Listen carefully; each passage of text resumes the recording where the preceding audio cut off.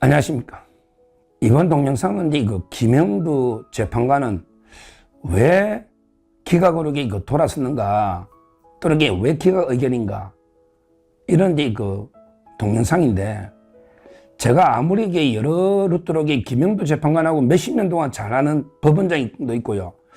다 물어봐도 그분 이야기도 김영두가 이거 기각 쪽에 서 있다. 근데 처음에는 인용해서 이게 왔다 갔다 했다. 근데 지금은 기각이 확실하다고 제가 이야기를 하더라고요. 어제 만난 분이 고등법원장 출신입니다. 고등법원장이면 법조 경력이 한 3, 40년 되잖아요. 그것도 우리나라 최고 고등법원장 출신인데 김영두가 돌아섰다고 다 단정적으로 이야기를 하더라고요. 그분도 정치에 관심이 많으니까 얼마나 취재 많이 물어봤겠어요. 법원장까지 하셨으니까 다 데리고 있었던 사람이고 알더라고요. 저도 김영두가 처음에 좀 고민하다가 초창기에는, 지금은 기각 쪽에 있다고 저는 확신하고 있고, 제가 계속 4대4 김영두를 이어왔다고 방송을 지금 하고 있지 않습니까? 그냥 아무 근거 없이 희망사항 막 떠드는 건 아니에요. 막 떠들면 좌파 방송도 제 걸 인용하고 여러 채널A나 여러 인터뷰가 있는데, 신문이나 아무나 저한테 물어서 그냥 쓰겠습니까? 저도 최선을 다해서, 왜? 그게 틀렸을 때 또 책임도 있는 거고요. 물론 이거는 워낙 정치 재판이다 보니까 제 희망사항이 많이 들어간 걸 제가 부인하진 않아요. 제 희망사항이 들어가 있을 수도 있지만, 그러기에 뭔가 근거가 있어야 되잖아요. 근거가. 그래서 어제 제가 만난 고등법원장 출신은 확실하게 김영두는 기각편에 서 있다. 4대4다. 다시 한번 또 확인을 시켜주니, 저로서는 제가 계속 4대4라 했는데 기가 번쩍 떠있는 거고, 그러면 이유가 뭐라고 생각합니까? 근거는 뭐라고 봅니까? 이렇게 대화가 되지 않겠습니까? 그러니까 그분들 이야기하고요. 그 다음에 제가 종합 취재한 걸 다시 한번 정리해서 왜 김영두는 기각편에 있을까? 다시 한번 제가 말씀드리는 거예요. 물론 틀리가 만장일치로 인용되고 하면 그 비판은 제가 감수하겠습니다. 저는 제가 양심껏 소신껏 모든 걸 취재해서 했고, 거기에 물론 제 주관적 희망이 약간 돼 있다 하더라도 그 비판은 제가 감수를 하겠습니다. 그만큼 저는 김영두 재판관이 기각 쪽에 서 있다고 저는 확신하고 있는데, 그분의 이야기와 제가 종합한 근거를요, 4가지를 한번 들어보겠습니다. 설득력이 있는지 한번 판단해 보십시오. 논거가 맞는지 안 맞는지 한번 판단을 우리 시청자님들이 한번 판단해 보시면 될 겁니다. 자, 첫째는 5대3일 때 사회의 엄청난 혼란, 이거를 김영두 재판관은 나라를 걱정하는 분이다. 근데요, 5대3이 됐다. 그러면 만이기 때문에 나라가 두동강 날 수가 있어요. 그렇잖아요. 제가 입장 바꿔놓고 좌파라도, 야, 만약에 임명했으면 무조건 6대3이잖아요. 5대3이면. 근데 5대3이다. 그럼 만약에 임명 안 하기 때문에 이래 된 거 아니냐, 조작된 거 아니냐, 9명이 안 되면서 엄청나게 반발이 있을 수가 있죠. 근데 김영두 재판관 입장은 5대3이면 어차피 전쪽이잖아. 5대3도 기각이야. 근데 이제까지 100% 이긴 쪽에 선 게 김영두입니다. 맞잖아요. 이제까지 100% 이긴 쪽에 섰는데, 이번에 본인이 인용 쪽에 가봐도 어차피 패배야. 5대3도 지는 거잖아. 이래도 지고 저래도 지는데, 근데 4대4로 기각이 되면, 그러면 만여 개가 왔다 한들 5대4잖아요. 그러니까 어느 정도 양쪽이 납득이 되고 승복이 되거든. 김영두는 그런 분이 국가를 먼저 생각하는 이런 분이래. 그러면서 5대3이 가가지고 이기면 몰라도 어차피 지잖아. 어차피 지는 쪽에 설 이유도 없고 지는 쪽에 선 적이 없대. 그리고 혼란만 엄청나게 온다는 거예요. 4대4가 되면. 그러니까 그분 법원장님 이야기는 어차피 결과는 대세 지형이 없으면 이긴 쪽에 서가지고 혼란을 조금이나마 줄여보는 거, 이게 김영두 재판관의 평소의 스타일이래. 중도에서 이런 스타일이라는 거야. 조정 역할. 그래서 저는 5대3이란 게 아무 의미 없고 혼란만 오는데, 그렇다면 이긴 쪽에 어차피 항상 서왔고 100%. 그러면 이쪽에서가 4대4 만들어가면 만약에 문제도 깔끔하게 정리가 되잖아요. 이게 첫째 이유라는 거예요. 사회 혼란 5대3인 때. 자, 그 다음에 두 번째, 그분이 법원장님 이야기가 김영도가 이제 의외로 대통령과 개인적 인연이 아주 오래되고 깊다는 거예요. 김영도가. 저도 그건 몇 번 확인했잖아요. 대법관 지명도 고려했고, 대법원장도 이름이 거론되어 있잖아요. 그리고 이제 실제 제가 우스갯소리로 8명 재판관 중에 가장 대통령과 술을 많이 마신 사람이다. 이런 이야기도 했고요. 모든 걸 봤을 때 대통령과 인간적인 관계가요, 이재명보다는 많을 겁니다. 김영도 재판관 스타일이에요. 뭐 고향이 호남을 떠나서 호남이라고 이게 다 이재명 좋아합니까? 제 주위에 호남도 이재명 미워하는 사람 많습니다. 많아요. 우리 구독자 중에도 많아요.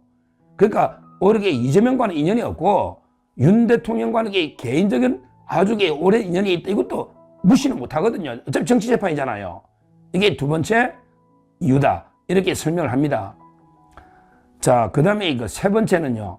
중요한 게 김영도 재판관이 저 민주당이나 좌파들하고 엄청나게 악연이 있다. 이거는 제가 따로 한번 그저께 한번 제대로 분석해 드렸지 않습니까?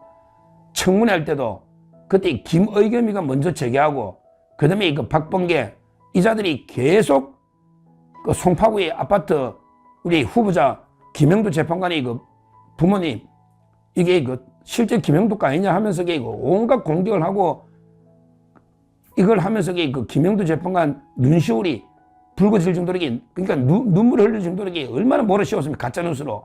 근데 사과 한 번 없었지 않습니까? 가짜로 밝혀졌지 않습니까? 김영도 재판관이.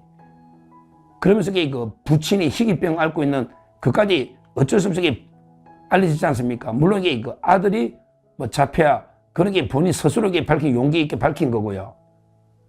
이런 게 민주당과 악연이 많아요. 그리고 제가 또 확인한 게 재판관 올 때 법원 노조에서 법원행정 차장할 때 얼마나 보수 우파 극우라고 이게 얼마나 반대했습니까? 법원 노조가 민노총 소속이 좌파 노조잖아요. 이것만 봐도 민주당과는 또 좌파 노조나 이쪽하고는 엄청난 악연이 있다. 판결만 봐도 전부 다 자유우파 쪽의 판결 아닙니까? 이분이요. 이게 세 번째 이유다. 이렇게 분석하고요. 그 다음에 가장 큰 건 어제 밤에 주로 놓았던 이야기는 가장 큰 거는 뭐냐. 이제 어제 이런 사진이 하나 나왔죠. 바로 이제 김영도 재판관이 헌재 직원들하고요. 헌재 경비 상황 있잖아. 지금은 이제 헌재 근처 100m를 진공으로 만든다. 뭐 이런 경우 이게 심각하거든. 수십만 명이 몰려들면요. 이걸 헌법재판소가 어떻게 지금 준비하고 있는지 쭉 둘러보는 이런 사진이 하나 나왔잖아요. 우리가 이상했잖아. 이게 소장이 문영배인데 왜 김영도 재판관이 직원들 데리고 헌재 순찰하면서 경비 상황을 점검을 할까? 좀 의아했잖아요. 근데 가만히 생각해 보니 4월 10일 날 사실상 일주일은 그냥 일 안 한대요. 4월 10일 날 최후의 만찬이 있단 말이에요. 현재 퇴임식. 그러면 누가 이제 소장이냐? 누가 소장이냐? 고창순이잖아. 이미선이하고 둘이가 다 동시에 나가죠. 그러면 그 다음 지명한 게 정정미, 김영도잖아요. 그리고 나서 이제 정영식이 했고, 그 다음에 최근에 지명된 김복행이고, 그 다음에 두 명이잖아. 그러니까 다음에 헌법재판 소장 대리가 김영도입니다. 자, 그러면 어제 법원장님 말씀은 헌재 재판관만 돼도 소장하고 싶죠. 그건 현실적인, 그건 뭐라고 요구할 수 없는 거예요. 근데 소장 대리까지 하면요. 그건 대리자 떼고 싶지. 그 누구나 그렇잖아. 열이 말 수 있고 대리자 떼고 싶지. 그 생각 안 한다면 그게 사람이 아니지. 그렇잖아요. 상식적으로. 그분 법원장님 이야기가 그래. 자, 그러면 물론 민주당에도 제안하겠지. 근데 민주당에서 김영도한테 대리 떼가지고 소장시켜 줄까요? 더군다나 김영도가 저리 가도 5대3임에게 인용도 안 되는데 이재명이가 대통령도 아닌데 현재 소장은 대통령이 지명하거든요. 대통령이. 그렇잖아. 그러면 본인은 이제 소장 대행이 되는 거예요. 대행이. 근데 대통령이 저는 김영도가 이쪽에 서가지고 4대4로 기각이 됐다. 그러면 유력한 소장 후보가 김영도가 맞다 봐요. 왜 그러냐? 한번 생각해 보세요. 물론 우파 쪽에 원래는 조한창이 시기를 냈죠. 조한창도 있고 정영식도 훌륭하다 저는 봐요. 근데요, 소장은 유일하게 그 국회 동의를 거쳐야 됩니다. 국회 동의를 거쳐야 된다고. 그러면 너무 이게 그 우쪽으로 약간 치우친 정영식이나 조한창은 이게 민주당이 결사 반대할 거라고. 근데 김영두가 소장이 윤 대통령이 만약에 복귀해서 지명했다 이러면 어떻게 될까요? 물론 이게 민주당이 배신감 느껴가지고 김영두 이놈에게 배신감 느끼지만, 그러나 이게 그 민주당도 곤란한 게요. 왜 그러냐면 이게 어차피 김영두하고 관계없이 이미 기각이 된 거잖아요. 4대4면. 거기다가 제일 중요한 김영두가 중도 쪽에 서 있잖아요. 거기다가 가장 중요한 건 김영두가 호남입니다. 호남 사람을 3부 요인, 5부 요인을 임명하는데 부결식이면 그 호남에서 민주당 어디 난리 날걸요? 난리 난다고. 그렇잖아요. 저는 김영두가 소장을 이게 윤 대통령이 지명하면 절대 부결 못 시킨다 봐요. 인사에 관한 문제는 이게 또 무기명 투표잖아요. 그럼 이게 김영두가 저쪽에 아는 사람도 민주당이 엄청 많을 거고요. 그걸 떠나서 이게 그 호남 사람들이 부결식이 나면 이게 전라도 민심이 어떻게 되겠냐고요. 어떻게 되겠냐고. 호남을 이게 부결시킨다 민주당이 저는 이게 어렵다 보거든요. 또 이념적으로도 가는 중도에 있고요. 그러니까 제 생각에는 이게 김영두 재판관도 소장, 지금 이게 가장 첨예한 게 소장이 누가 되냐, 이게 지금 가장 관심사 아닙니까? 가장 유력 후보 중에 하나가 이게 김영두 맞아요. 왜? 소장 대행이고, 제일 오래된 대행이고, 가장 중도에 서 있잖아요, 중도에. 그래서 저는 아마 김영두 재판관은 어제 계속 이야기는 이제 그 소장, 뭐 딜을 안 하겠죠. 근데 뭐 소문은 그래 난다 이거지. 저는 딜까지는 안 하겠지만, 그렇게 묵시적으로 아마 이게 소장 되면서 이쪽으로 이렇게 기각 들어온 게 아니냐, 이렇게 분위기는 그 이야기 자리의 분위기는 그렇다는 건데, 전 딜은 안 한다고 보지만, 그렇게 그 생각은 그래 할 수 있단 말이지. 내가 어느 쪽에 서는 게 소장 되는데 유리하냐 보면 이재명이 편에 서가는 희망이 없잖아요. 어차피 기각되는 거. 그게 이재명이가 시키겠냐고. 저 정계선에도 있고 그렇잖아요. 또 이게 좌파들이 많은데, 솔직히 이재명이는 게 그 좌파들이 많잖아요. 민변 출신이나 우리법 많잖아요. 따라서 저는 이런 게 그 현실적 문제, 요거까지 종합해보면 김영두는 기각편에 설 수밖에 없다.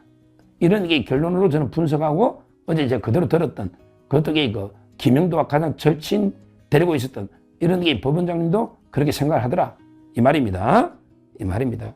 다 안 돼. 재판관들이 뭐 이게 판사 생활 30년 하면 모를 수가 없잖아요. 모를 수가 없잖아요.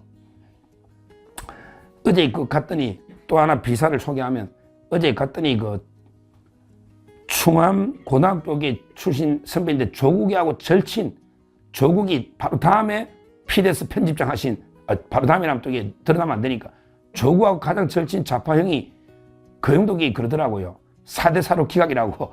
자기도 충암고 출신인데, 뭐 충암고라 그런 게 아니고 자기도 이게 김영도가 돌아섰다 그러더라고. 소장 자리 때문에. 근데 그 충암고 출신의 그 서울법대 선배한테요, 제가 결정적인 제보를 하나 받았습니다. 뭐냐? 요거는 이게 제가 알려드렸는데, 왜 며칠 전에 그 충암고 이사장이란 놈이, 충암고등학교 이사장이란 놈이 넣어가지고 윤석열은 부끄러운 졸업생이다. 100만 번 탄핵해야 된다. 이런 게 말도 안 되는 소리 했잖아. 충암고등학교 이사장이라는 이름이 뭐냐면 이게 윤명화. 이자가 저 깜짝 놀랐잖아. 지금 이게 충암고등학교 출신이 윤석열 대통령, 그 다음에 이상민 장관, 그 다음에 김용현 장관, 그 다음에 여인영 사령관, 계엄의 핵심이 다 충암고등학교 출신이잖아. 근데 충암고 이사장이라는 놈이 갑자기 윤석열 부끄러운 졸업생이고 뭐 탄핵이 무조건 돼야 되고 저 떠들길래 무슨 이사장이 이래? 제가 의심을 가졌거든요. 근데 어제 그 선배도 충암고 나왔어요. 원래 좌파인데, 엄청난 좌파인데. 근데 그분이 그러더라고. 그 이사장은 이게 동문회에서 엄청나게 비판받는데요. 왜? 이게 진짜 충암고 이사장이 아니고, 우리 조희연이라고 아시죠? 교육감. 서울시 교육감, 좌파 중에 좌파 조희연이가 쫓겨나가지고 보궐선거 해가지고 지금 딴 사람이 됐잖아요. 조희연이가 2022년에 관선, 지금 이게 충암고의 학내 분쟁이 있어서 관선 조희연이가 내려보낸 좌파 중에 좌파 관선 이사장이 이게 윤명화다. 윤명화. 그러니까 이게 윤 대통령을 욕하는 거예요. 실제 중앙고의 동창회는요. 99% 중앙고 동창회 99%는 윤석열 탄핵하면 안 된다. 뭐가 이게 내 라인이냐. 탄핵하면 안 된다. 이게 99% 분위기래. 중앙고등학교. 따라서 이게 그 이사장은 조현이가 내려보낸 좌파 중에 좌파 관선 이사장이다. 진짜 중앙고 출신의 동문회 분위기는 윤석열 대통령에 대해서 지지가 확고하다, 압도적이다. 이렇게 보시면 됩니다. 요거는 제가 어제 같이 만난 선배인데, 그래서 그 선배 이야기가 중앙고에서 대통령 탄핵 발언한 놈은 한 놈밖에 없다는 거야. 그게 황필규야. 황필규가 누구냐면 정계선 재판관의 남편이야, 남편. 황필규도 중앙고등학교 왔어. 그러니까 그 형말은 중앙고 동문회 99%는 윤석열 지지하고 중앙고에서 탄핵 발언한 놈은 정계선의 남편 황필규밖에 없다. 이렇게 이야기를 하더라고요. 그러면서 그 이사장이, 부쩍 우리가 쏘으면 안 되잖아. 중앙고 이사장이 대통령 욕하니까 그렇게 우리가 우리가 알면 안 된다. 그래서 요거는 제가 참고를 알려드리고요. 하여튼 진짜 중요한 거는 김영두 재판관은 저는 확고하게 중도 쪽에 있었지만 지금 이게 확고하게 기각 쪽으로 돌았었고, 그 이유는 다시 한번 그 이유를 정리하면 5대3에게 어차피 기각인데 사회 혼란만 오니까 확실하게 4대4로 기각하는 게 혼란을 수습한다. 만약에 이슈를 완전히 없애버리는 이게 첫째 이유다. 그리고 이제 이제까지 100% 또 성자편에 서왔고요. 성자편에. 그 다음에 두 번째는 윤 대통령과 인간적인 관계가 돈독하다. 세 번째는 이제 민주당과는 악연이 엄청나다. 특히 좌파 노조나 이 문제하고요. 그리고 이제 마지막으로 네 번째는 이제 사실상 현실적으로 이게 현재 소장 이런 대행이거든요. 곧 소장 대행 이런 것들이 생각하는 게 이건 나쁜 거 아니에요. 누구에게 자기들 한번 생각해 볼 거 아닙니까? 나도 소장 될 수 있을까? 어느 쪽에 일할까 한번 생각해 보는 게 이거는 이게 인지상정입니다. 나쁜 게 아니에요. 이런 걸 이게 종합해 보면 저는 기각이 확실하다. 이렇게 평가를 합니다. 감사합니다. 저는 오로지 국민 여러분만 믿고 신명을 바쳐 자유 대한민국을 지켜낼 것입니다. 저를 믿어 주십시오. 감사합니다.